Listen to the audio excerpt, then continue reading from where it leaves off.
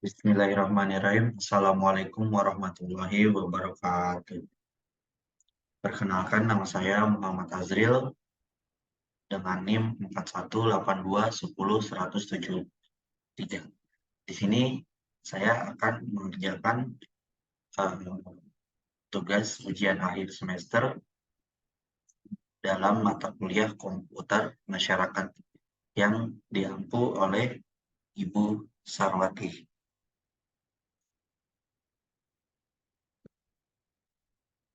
Soal pertama yaitu berikan contoh studi kasus yang menceritakan tentang hak-hak kekayaan intelektual, baik mengenai hak kekayaan industri maupun hak kekayaan teknologi informasi yang terjadi di dalam negeri dan di luar negeri. Berikan 3 buah studi kasus di dalam negeri dan 3 buah studi kasus di luar negeri. Yang pertama yaitu contoh studi kasus antara perseteruan hak paten antara Apple dan Samsung yang terjadi di luar negeri, yaitu awalnya dikarenakan Samsung yang meniru fitur dari Apple itu sendiri. Yang kedua yaitu kasus yang baru-baru ini terjadi, yaitu Twitter versus Threads. Threads itu adalah aplikasi terbaru yang diluncurkan oleh Meta Group dengan pemilik yaitu Mark, dan Twitter dengan pemilik Elon Musk. Elon Musk menuntut karena diduga aplikasi Threads milik Meta ini meniru Twitter. Yang ketiga ada Harry Potter and the Goblet of Fire.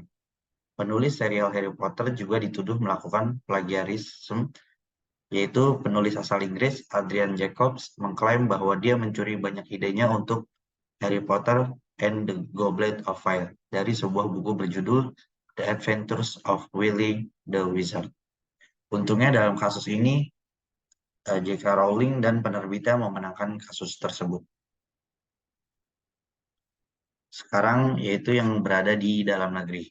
Yang pertama yaitu ada kasus dari selebgram yang terkenal yaitu Awkarin yang diduga melakukan plagiat desain baju dan foto dari beberapa artis luar negeri. Yang kedua yaitu MS Glow versus VS Glow. Itu terjadi karena MS Glow telat mendaftarkan hak intelektualnya ke ke pemerintah, tetapi dalam hal ini Mahkamah Agung memutuskan untuk pemilik sah dari merek dagang Glow itu dimiliki oleh MS Glow. Yang ketiga yaitu ada Geprek Bensu versus Ayam Geprek Bensu. Awalnya Ruben Onsu menjadi salah satu promotor untuk Ayam Geprek Bensu sesuai usulan yang diberikan oleh sang adik yaitu Jordi Onsu yang saat itu menjadi salah satu manajer operasional pada April 2017. Namun setelah itu Ruben Onsu mendirikan perusahaan pangannya sendiri pada Agustus 2017. Dan tak lama dari itu Ruben melarang perusahaan Ayam Geprek Bensu untuk menggunakan nama Bensu sebagai merek dagangnya. Dikarenakan Bensu itu kepanjangan dari nama Ruben Onsu. Nomor 2, apa yang dimaksud dengan plagiarisme dan bagaimanakah cara pencegahan plagiarisme? Yang pertama itu apa yang dimaksud dengan plagiarisme? Plagiarisme itu adalah suatu hal yang meniru hal lain yang dimiliki oleh pihak lain, seperti mencontoh desain, lagu, dan masih banyak lagi.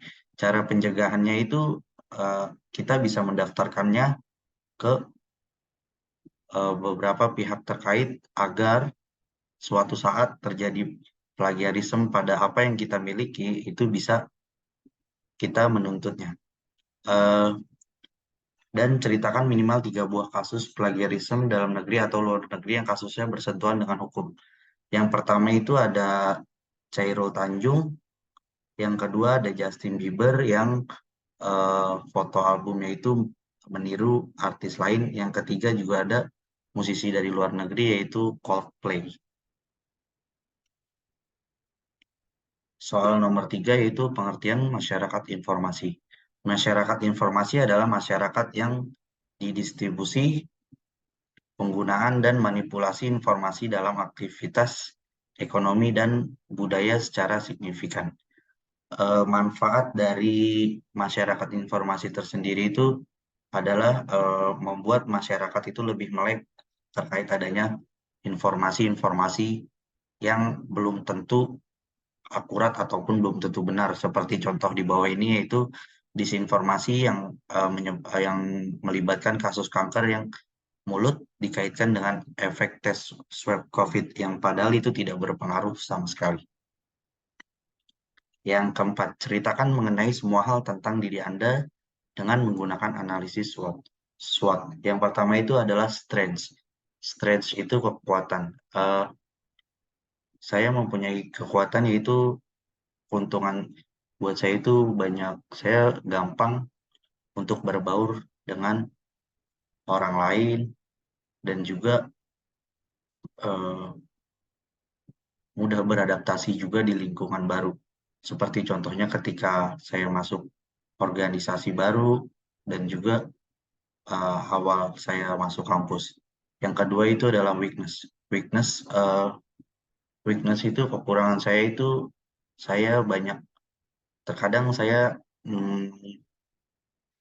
suka mood swing atau mood yang kadang malas ataupun kalau lagi rajin-rajin. Yang ketiga itu ada opportunities ya, atau peluang.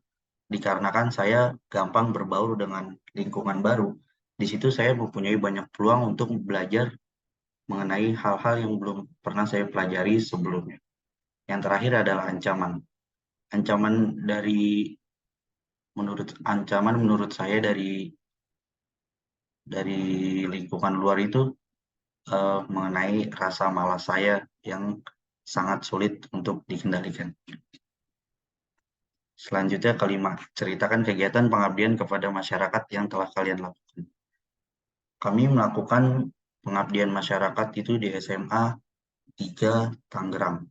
Dan juga kami melakukannya kepada beberapa siswa yang sedang melakukan ekstrakurikuler paskibra. Di situ kami mempunyai beberapa sesi. Yang pertama kami presentasikan, yang kedua mengadakan sesi tanya jawab, dan ada sesi tanya jawab itu kita jadikan kuis yang berhasil bertanya ataupun menjawab dengan benar. Kami berikan beberapa hadiah, dan juga kami melakukan sesi foto yang sudah kami cantumkan ke dalam kegiatan rangkuman kegiatan pengabdian masyarakat kami yang diadakan di SMA 3 Tangerang. Sekian tugas akhir semester saya untuk mata kuliah komputer masyarakat. Kurang lebihnya mohon maaf. Wabillahi taufiq wal hidayah. Assalamualaikum warahmatullahi wabarakatuh.